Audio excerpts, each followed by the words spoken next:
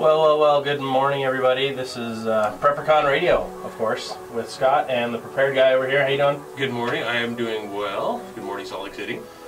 All right, so we had a really interesting hour last hour listening to fun conspiracies and whatever and what have you. We're going to shake things up a little bit. We're going to talk water today. We're going to talk water, yeah, very serious topic. Water is one of the, I would say, one of the top 2 or top 3 often overlooked items that you need in your personal self-protection, self-sustaining, emergency packs, everything and anything around the world of prepping. Water is one of the key factors in there. Of course, the first thing we always talk about is food storage. Absolutely. But what goes right along with that, when you think food, you should also think water storage. Well, let's take it back a little bit. First and foremost, the emergency rule of 3 is kind of the Bible for preparedness, right?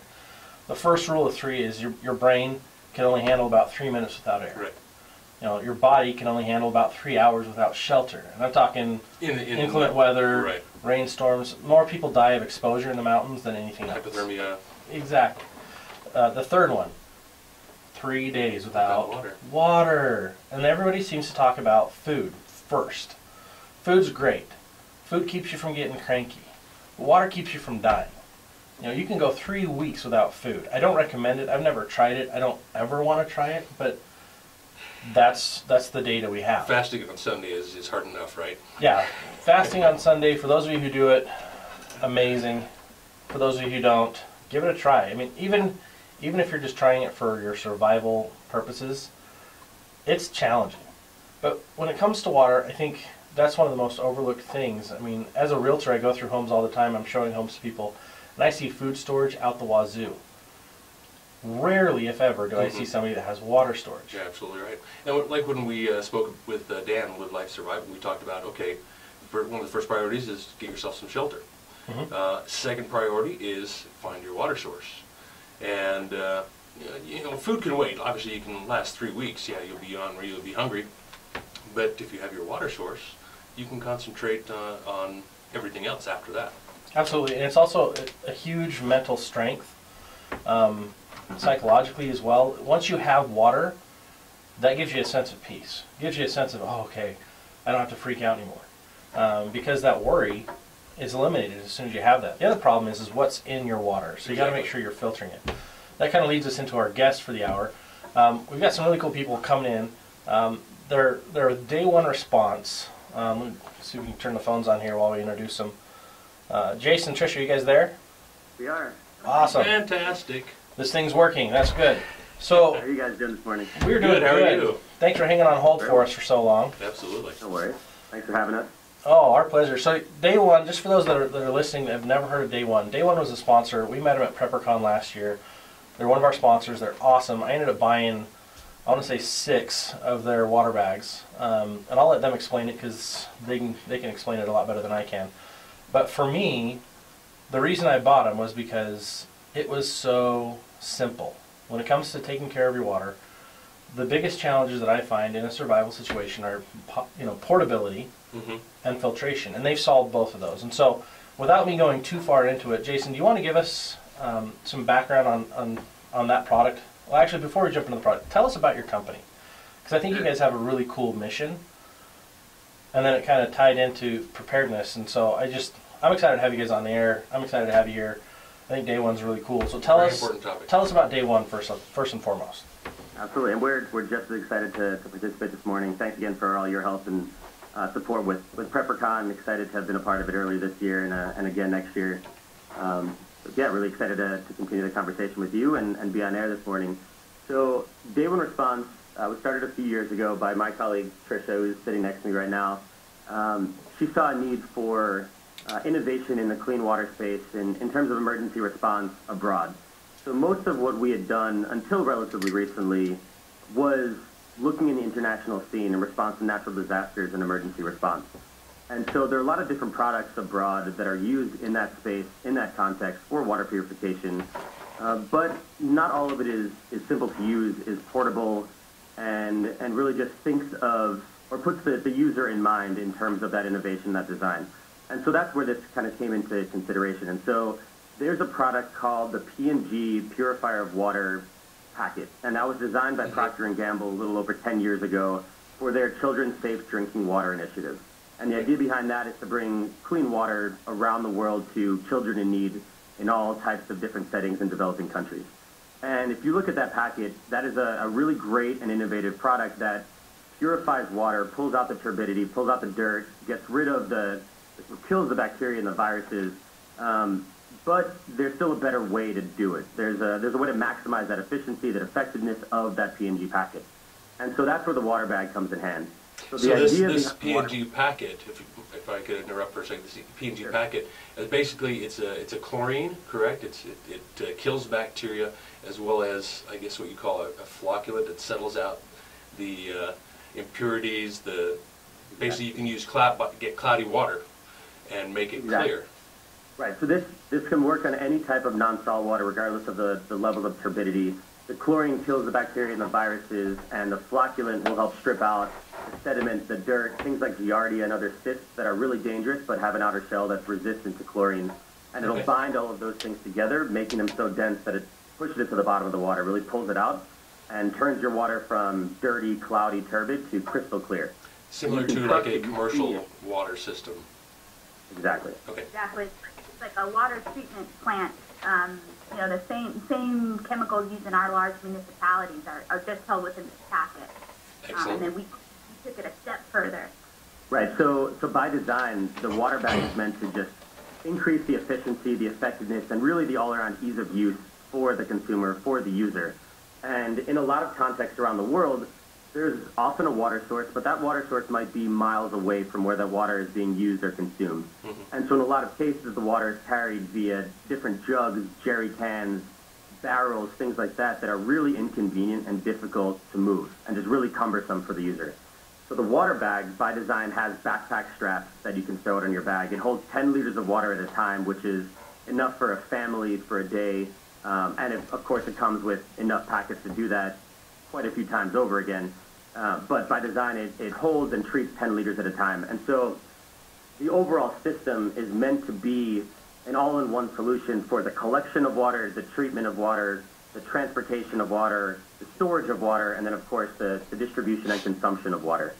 And additionally, we also attached on a secondary filtration system to make it just as robust as possible, being that we're working in some of the hardest to deal with areas around the globe where the water really is just of questionable quality. And so by combining that dual-pronged process, both the chemical treatment and the secondary filter, we can be confident that we can treat any type of non-salt water up to US EPA drinking water standards and World Health Organization drinking water standards. Awesome. So here's what I like about your product.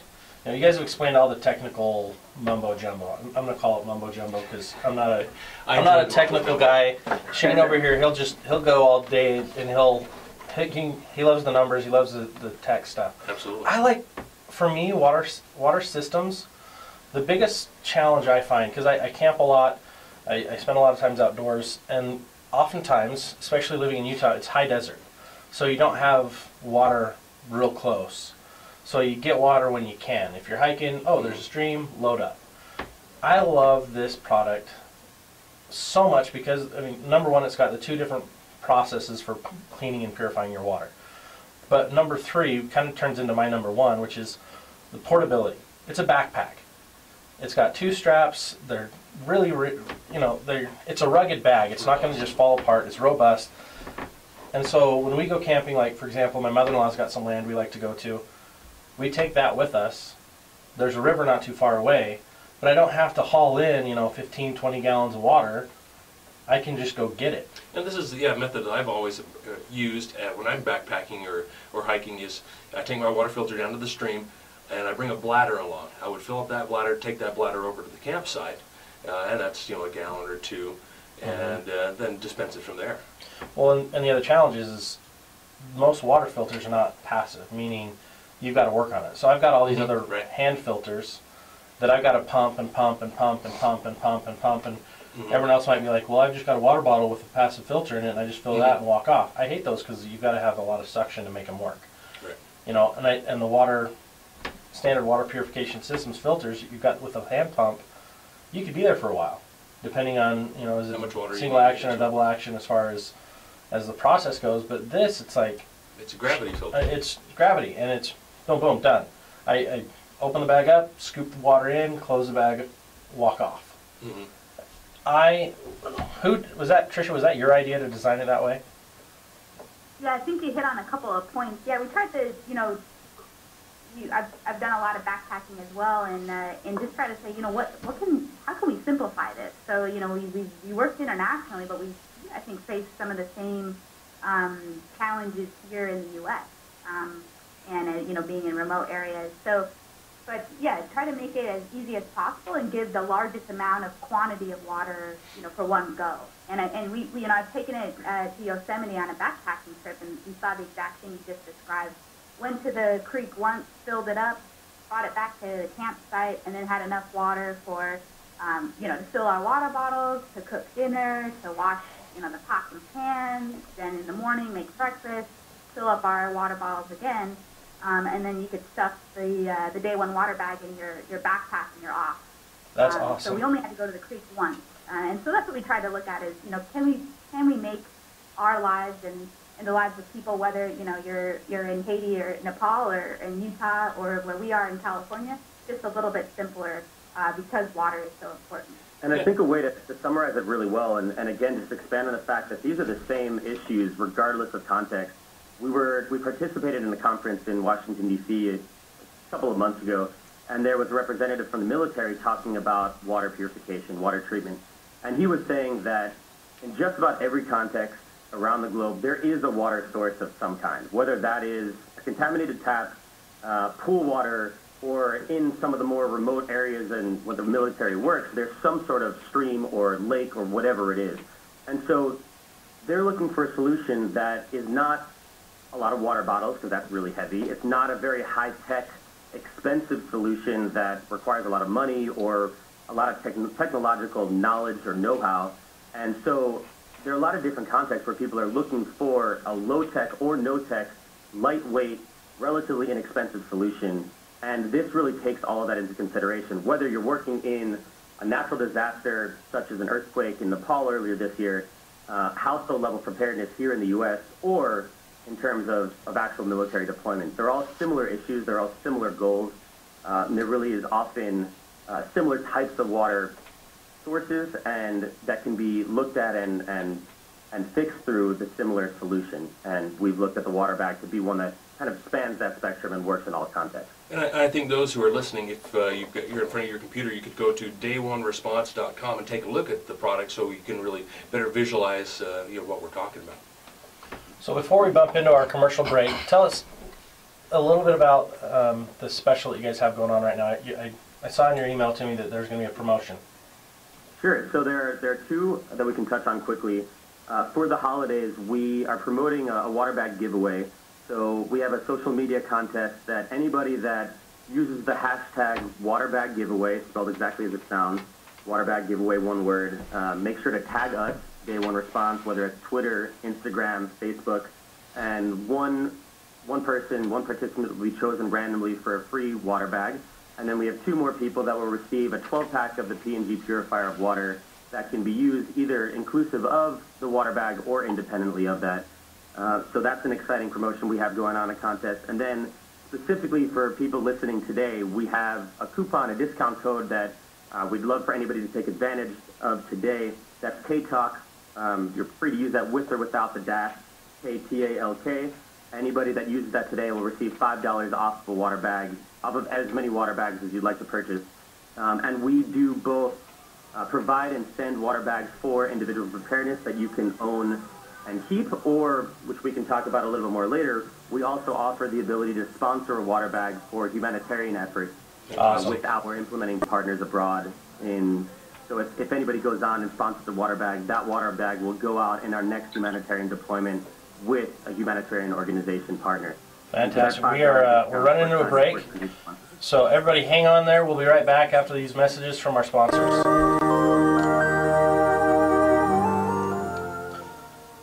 All right, everybody, welcome back. You're on PrepperCon Radio. You can hear us every Wednesday morning from 9 to 10 a.m. at KTalk Radio. K-Talk.com is the website. You can also follow us at KTKK on our Facebook page is KTKK KTalk Utah. Twitter is KTKK. And you can check us out at PrepperCon.com, PrepperCon USA on Twitter, and PreparedGuy.com and PreparedGuy on Twitter. And also, don't forget the archives on KTalk. You can listen to our previous broadcasts. So if you want to join in the conversation, we're talking water filtration and we're going to be talking water storage today. The number to dial in is 801-254-5855. We did miss one caller a little earlier, so please call back in. We'd love to take your questions. So we have some really cool guests today. It's day one response. We've got Jason and Trisha talking about their water bag. We're also going to ask about water storage. I mean, the biggest challenge people have in a disaster is safe shelter, water, and then food. So let's focus water today. What are you guys doing for water storage? We've talked about, okay, here, go get your bag, fill your bag, it filters everything. What do you guys recommend for storage along with the bag? Jason and Trisha, my question for you guys was, you had mentioned that basically the bag was designed to carry a day's worth of water for a family. Can you kind of elaborate on that and what you recommend, what absolute minimum is for a family? I know that typically it's 1 gallon to 2 gallons. Is this meant for a family of 3? Yeah, so it's designed for, depending on consumption, but it's designed for a family of 4 to 5 individuals. And if you're looking just at drinking water, emergency standards recommend consume about 1 liter or 2 a day. Okay. And the water bag is 10 liters or 2.5 gallons. So you can imagine like a half of your standard Home Depot bucket. Half of that's what's contained in a day one water bag. So strictly for drinking water, that'll support a family of 4 to 5 for about a day. But we know that if you much more than drink water, use it for washing, for whatever use that you have. So yeah, so we store it with many more purification packets, the P&G packets, and you can use it multiple times. So we've seen in the field, people maybe use it at minimum once a day, but typically it's probably twice a day where people fill it up. So that comes to approximately a total of 5 gallons. Okay, and of course I come to the point where we're like Scott mentioned, we're talking about water storage. We always recommend storing 1 gallon to 2 gallons per person per day in your home, whether it be in recycled or reused soda bottles or 55-gallon drums, or like I have 250-gallon water totes. Excuse me. So. I guess the idea is with the Day One Response Pack is, what is your plan to come up with a new source of water, to come up with additional water, because you can only store so much water. And the plan is, okay, what's your plan for getting more water? And the Day One Response Pack fits perfectly into my plans. I think maybe some of you have seen, I created a little short video about the Day One Response Pack on PrepperCon TV. You can go see it there. You can go to PreparedGuy.com to kind of see the bag and see how I would use it. As Trisha mentioned, making a trip or 2 per day out to your water source. Have you identified that water source? Is it a river? Is it a spring? What are your plans for getting additional water beyond your own water storage in your home?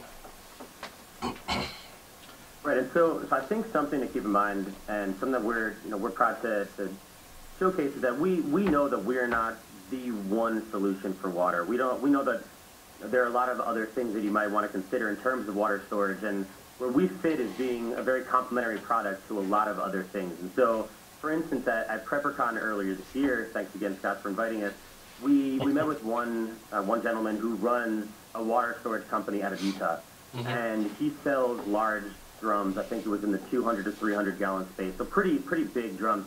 And he came up and looked at our product and said, this is exactly what I need for that quick, on-the-go portable solution. So I might have 200 gallons of water sitting by my house, but I can't throw that in the back of my truck. I can't roll that on the ground when I'm really on the run. But if I have this water bag hanging over that 200-gallon drum, I can fill it up or just take it on the go, and it can be that portable solution for when I really am on the run. But of course, we wouldn't advise against storing water in a large container, whether that's a jug, a larger drum, or the soda bottles, as you mentioned.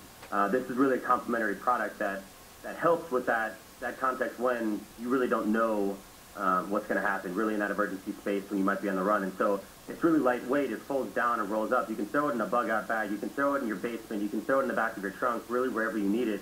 And it's there for you when you need it, whereas some of those larger storage containers are a little bit more cumbersome, a little bit more difficult to bring with you.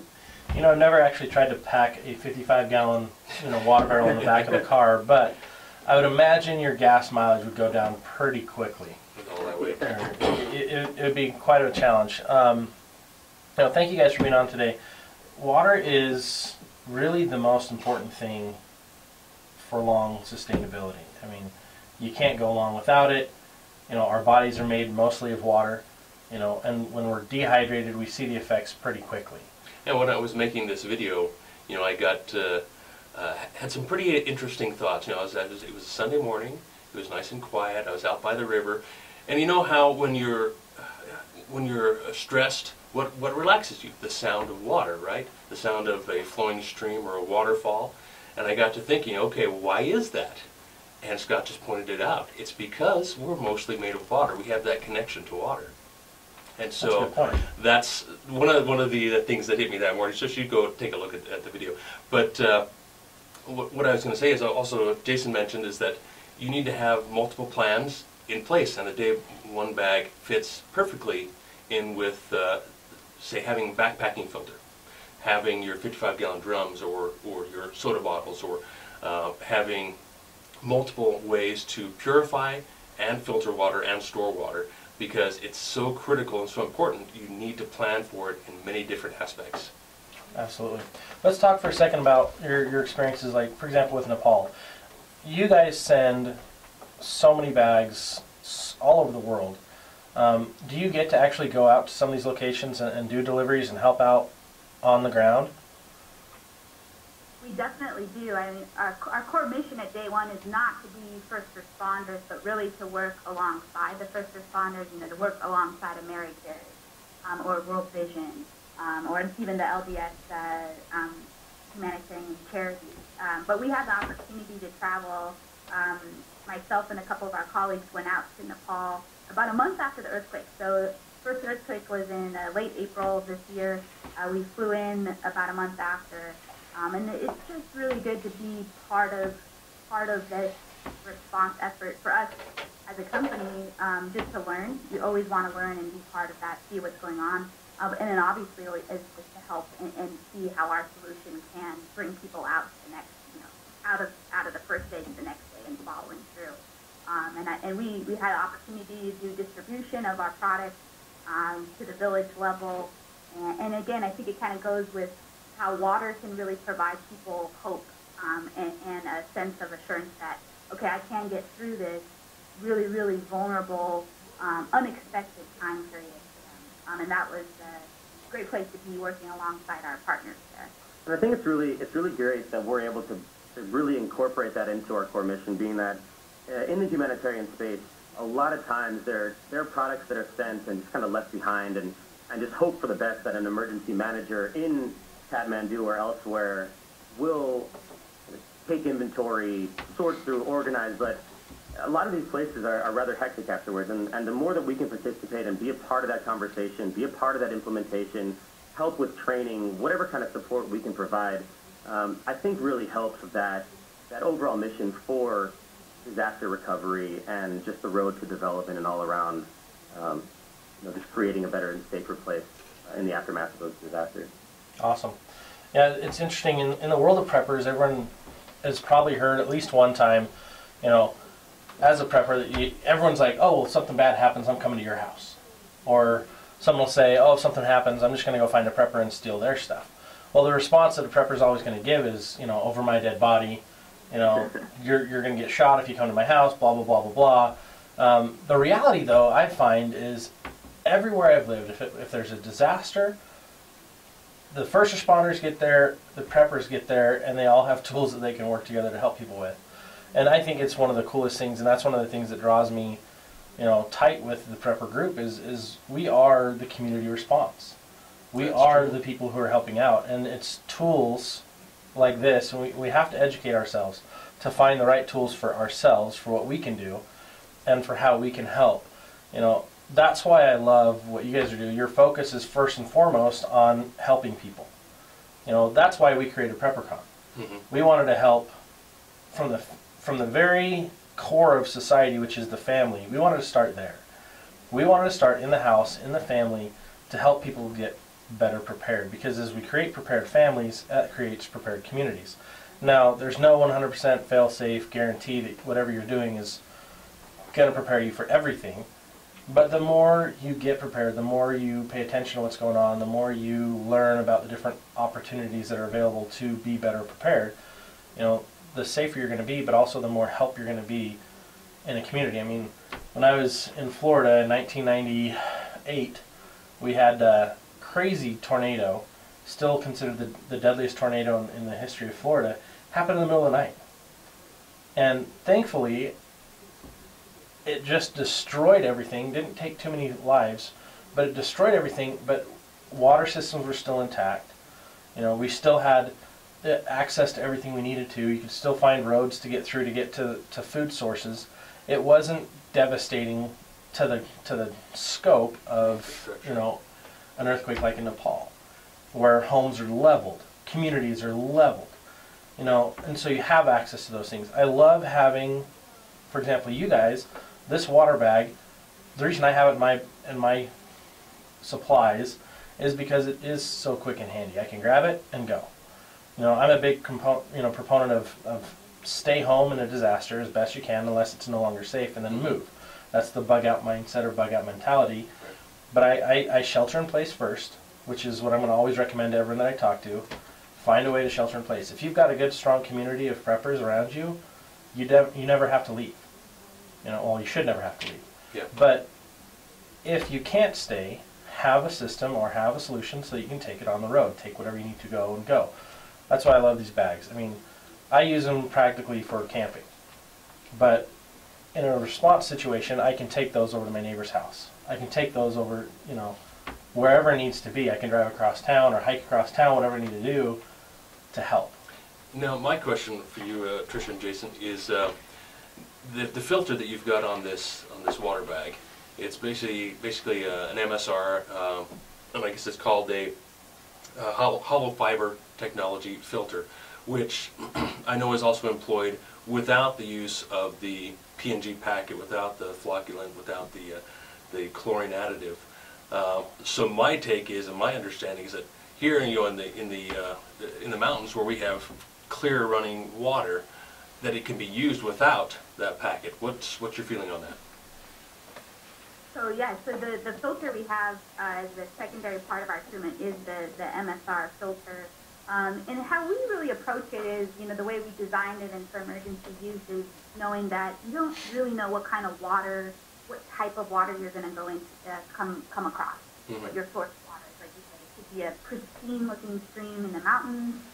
It could be a wastewater like situation, or, you know, it could be where we are, close to Golden Gate Park, where it's like duck pond. Right. So a lot of different waters. And so the reason that we have that multi-treatment process, we've got the chlorine, flocculant, and then filtration, is to be robust and is to pull out that cloudiness, that sediment, the dirt, before it hits the filter. And the reason we approach it that way is we want the filter to last as long as possible. So the water hitting the filter is not going to clog it as quickly as maybe just a filter on it. That's true. That's what I was going to say is, yeah, it'll definitely extend the life of the filter. And I guess that's probably the most technical part about this bag is the filter itself can be backflushed, backwashed to clear it out and continue using it. Exactly, yeah. So we want to make it as easy for the users as possible and to minimize the amount of time you need to backflush it, but then have the ability that, yes, you can clean it out and then extend the life of the filter. So you're right. I think when you're out backpacking, the streams are very pristine looking. You know, there's those hidden giardia or cryptosporidium that you can't see visually, and the filters do remove those protozoan cysts. But oftentimes, you know, you can have a lot of dust or ash, and that flocculant's going to pull that out. So really to be robust and I think give confidence that, hey, this water is treated, and I'm confident to drink it. And I think another thing to remember is that most filters out there, a standard filter also won't catch viruses. And That's so correct. in using the chemicals alongside the filter, you know that the chlorine is going to kill the things that you can't see, the bacteria, the viruses. And of course, in a lot of places, there might not be viruses in your water, but if that's there, you don't want that getting through the filter and entering your body, of course. So by employing this dual process, we feel confident and comfortable that we can treat pretty much anything that's out there. Absolutely. And I totally agree with you, as I've never really been concerned about viruses here in Utah in particular, especially when you're high mountains, you've got cold water, it's running as fresh, you've got maybe a spring where you want to have some filtration but not necessarily go all the way out with a full system. You also have to consider ponds. I mean, there's stagnant water all over Utah. Yep. There's stagnant water all over the U.S. I mean, when I lived in Florida, there's stagnant, disgusting water everywhere. And it all smelled of sulfur, and there's always some animal in there. And you can treat that with this water bag. Exactly, and that's wherever you're living, and this is, for preppers and non-preppers, wherever you're living, you need to be understanding of what's going on in your environment. You need to have a solution for how to filter, how to, pour that water, and then how to pot that water or store that water. So how to move it and how to save it. So pay attention to what's going on in your area, pay attention to what resources you have, and take care of those things so that you're prepared. We're heading into a commercial break right now, so stay tuned. We'll be right back with more water storage solutions. All right, we're jumping right back into the hour. We are talking water filtration, water storage right now. I want to thank our guests, Day One Response, Trisha and Jason. Are you guys still there? We are. Awesome. So I want to thank you guys for being here today. Tell us again, before we wrap up, tell us again how people can get involved with your humanitarian efforts to help bring water to areas of disaster. Definitely. So one thing that we're really proud of is that, so being that we're partnered with the P&G packet, that purifier water packet, and again, to reiterate, that was designed to bring clean drinking water to children around the globe through Procter & Gamble's Children's Safe Drinking Water Initiative. And so for every water bag that's purchased through a retail channel, so on our website, on Amazon, etc., whether that's a water bag for personal use or the sponsored bags that we talked about, for every bag that's purchased through those manners, a year's worth of clean drinking water is given back to P&G's Children's Safe Drinking Water Initiative. And that's for their efforts all across the globe. And then in addition, as mentioned earlier, the everyday consumer, anybody can go onto our website and sponsor a water bag for humanitarian efforts. And that's an actual water bag that will go out in our next humanitarian deployment when there's an emergency, be it an earthquake, for instance, in Nepal, a refugee setting in Eastern Africa, whatever that might be, where clean drinking water is really a question mark and really a need. So there are two main ways that we work in that context. For every water bag purchase, we give back to P&G's initiative, and then of course anybody can go and sponsor a water bag to give to humanitarian efforts. That's awesome. And then again, the promo code is KTalk or K-Talk. Or I almost said our website, k-talk.com. So KTalk or K-Talk are the promo codes for people to get, what was it, $5 off? Yep. So today, for everybody listening, KTalk, K-T-A-L-K, with or without the dash, will get $5 off water bag purchases or water bag sponsorships. And that's $5 per water bag, not just the total order. Awesome. And then the water bag giveaway? Yes. And so Hashtag water bag giveaway. Tag us. We have a post on our Facebook page. We'll be tweeting out a bit more. Share that, comment on it, like it, talk about water bag giveaway, tag us in it so we see it, of course. And every entrant gets an equal chance of winning a water bag or some P&G packets. Awesome. Well, hey guys, thank you again so much for being on air today with us. We appreciate your time. I know it's not always easy to make time to do calls like this, but we really appreciate you being here with us and sharing what you're doing, your mission, and how we can help other people be better prepared. So thank you so much. And we'll see you at PrepperCon in April. Definitely. Look forward to it. Awesome. Thanks, guys. Thank you. All right. So that was awesome. I love talking to groups that actually do something. They focus on helping. That's why PrepperCon's here. That's what we do. We want to help the community. We want to get involved with you. We want to find a way to better assist our brothers and sisters. That's what a community is. It's a large family of people. Whatever your background is, whatever your goals are, it's to help each other. Part of that, you heard us the last few weeks. We talked also about a fun organization called Our Rescue, or OUR. stands for Operation Underground Railroad. Modern day abolitionists, which is to destroy slavery, to get rid of it. We want to knock it off the world. We want to just completely decimate and destroy that industry because it's disgusting. It's exploiting children. Well, we had that fundraiser a few weeks ago, and I'm really excited to announce that we hit our goal. We actually more than hit our goal. Our goal was 75,000. We broke that goal. We're at 86,000. That's really exciting. Thank you to everyone who got involved. That just means the world to me. That is a cause that's near and dear to my heart. My wife and I, we've been foster parents. It's really, really just so important to get involved with things that make a difference. Prepping is one of those for me. You know, OUR is the other one for me. You know, I also serve in my church. I help wherever I can, and I think that everyone that I've ever met in prepping is very much on that same path. You're helping wherever you can. So thank you for getting involved. Thank you for being involved. You know, listeners, thank you for tuning in today and being part of the show. You know, we love the calls when we get them. We also, you know, enjoy the downtime when we don't get them. But one thing I wanted to bring up as well is that the fundraiser isn't over. It's continuing.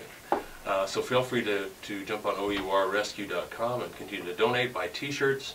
Us here at PrepperCon will continue to support OUR throughout the next decade. As long as they're around, we're going to be around supporting them.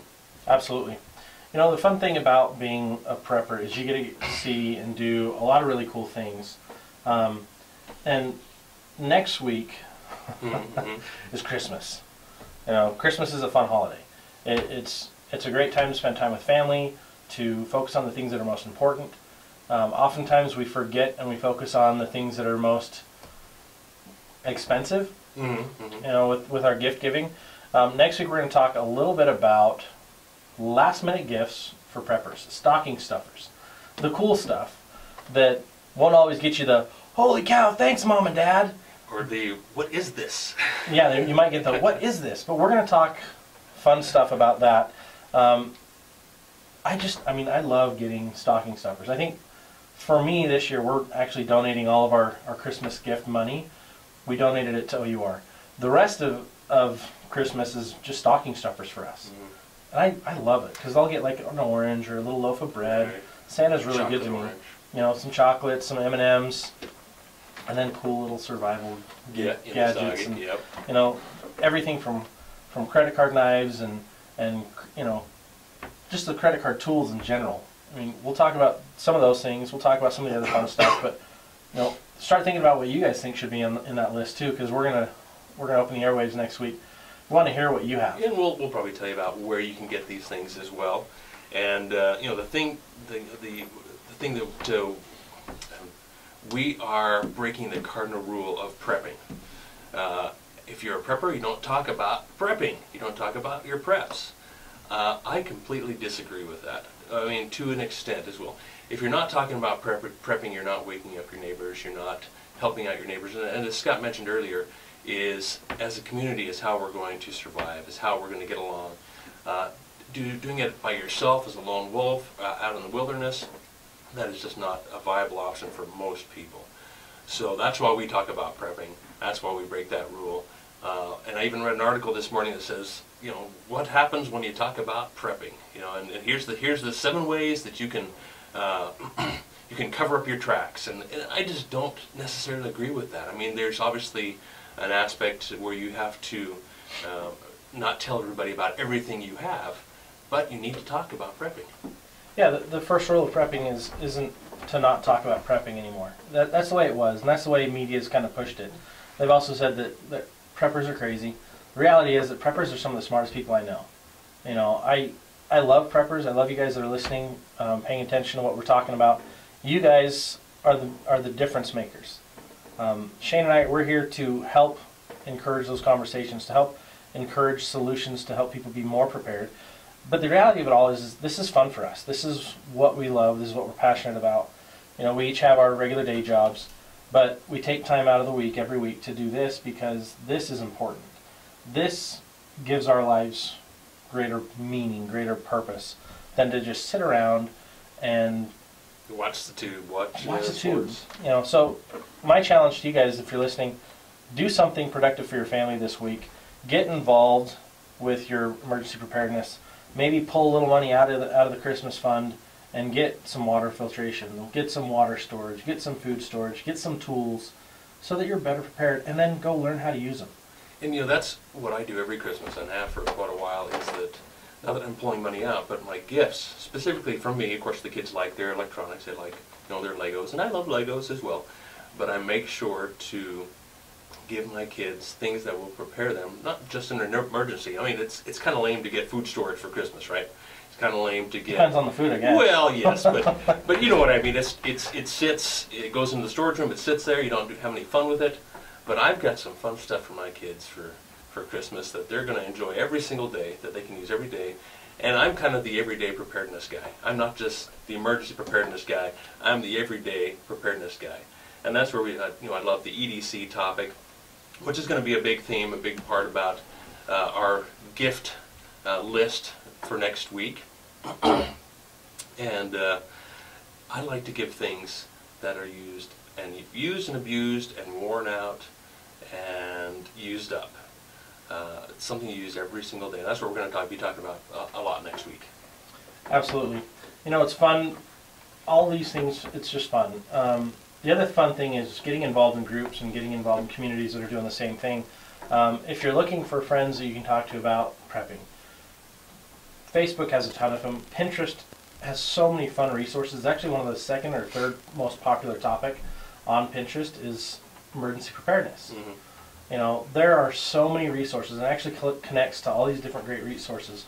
One of our local ones that's really good is the American Prepper Network. Absolutely. They have more articles than anyone else I've ever seen. They have content writers that are amazing.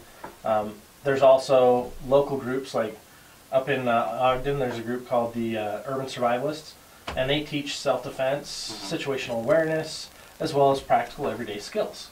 There's self-defense places all over Utah. There are emergency management meetings held by every city. You're allowed to go to those. I would get involved and find out what your city's emergency plan is so that you know what to expect. That's a great point. Every city has their own CERT program, Community Emergency Response Program, say if there is an emergency. I know, Orem, we had a drill about a month or two ago where we all reported in kind of a mock disaster, and absolutely get involved and learn those techniques and spread the word. Absolutely. And the final thing I wanted to bring up is get in shape. We had a ton of snow this week, some more than others. I live in Bountiful. We had about 24 to 30 inches. Yeah, I got 3 inches in Orem. It was ridiculous. It took us about 5 hours to shovel the whole drive. And it was hugely because, well, let me back up. It took so long hugely because that's a lot of snow, and we only can move so fast. But it burns a ton of calories. You need to be aware of what you're doing. You need to be in better shape so you're not burning as many calories, so that you're not hurting yourself, you're not hurting and straining your back, you're not falling and collapsing because of a heart attack. How's your back, Scott? I'm a little sore. I'll be honest, it sucked. But whatever you're doing, make sure you've got a fitness regime in there and that you're practicing your skills. I mean, one of the fun things the local company is doing is called the Bug Out Adventure Challenge or the Bug Out Run. You can find them on Facebook. They've got a run this Saturday up in Davis County. It's more of a hike, and they give you a scenario. Every time they do one of these events, it's every month, they give you a scenario. And PrepperCon, we go support these guys. We just want to be community involvement and help out as much as we can. But check it out. We'll be there this Saturday. It's somewhere in Davis County. It's going to be a search and rescue type of scenario, and or a stranded on the road scenario. So cool. Thank you for now. Thanks for listening in. We're out of time. Have a fantastic week. Get ready for Christmas and keep on prepping. See you next week.